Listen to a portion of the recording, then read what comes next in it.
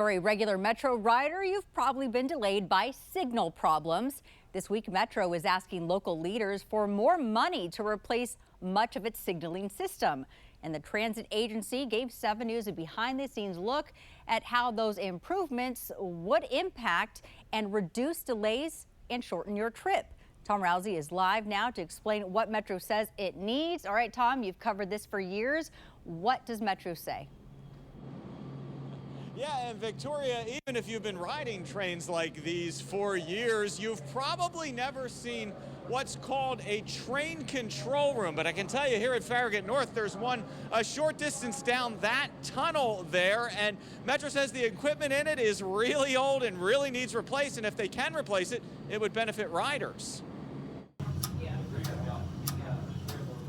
This is one of Metro's original 5 train control rooms. Metro says much of the equipment in the Farragut North train control room was installed when Richard Nixon was president, and they still rely on it every day. Some of it is so old, manufacturers don't even make the parts anymore.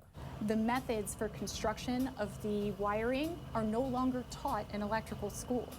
So when we hire our employees, we have to teach them the older way of doing things. But sometimes knowing how to fix the wires isn't enough.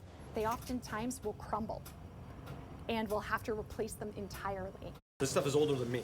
On Wednesday, Metro General Manager Randy Clark will ask the DMV Moves Task Force to increase funding to modernize the whole system. Clark tells 7 News the project would cost a couple $100 million a year over about 20 years, which is pricey. But he believes the upgrade would increase reliability by making most of the system wireless. Cables like these on the tracks would go away. And you asked, what would the room of the future look like? This room more or less doesn't exist. So we're going to go from about 165 rooms to probably a dozen. And frankly, belongs in a museum. Metro assures me the age of the equipment is not a safety issue right now, but it is definitely a service issue. So in the event that we have a power outage, or in the event that one of these relays fails, all traffic will come to a stop, which is the safest thing that we can do. The challenge is getting it started again. That is when massive delays can happen. But with the new equipment, Metro says service could be significantly improved. So a good example, we might be able to go 4-minute frequency on the red line instead of 5 minutes for the same amount of cost.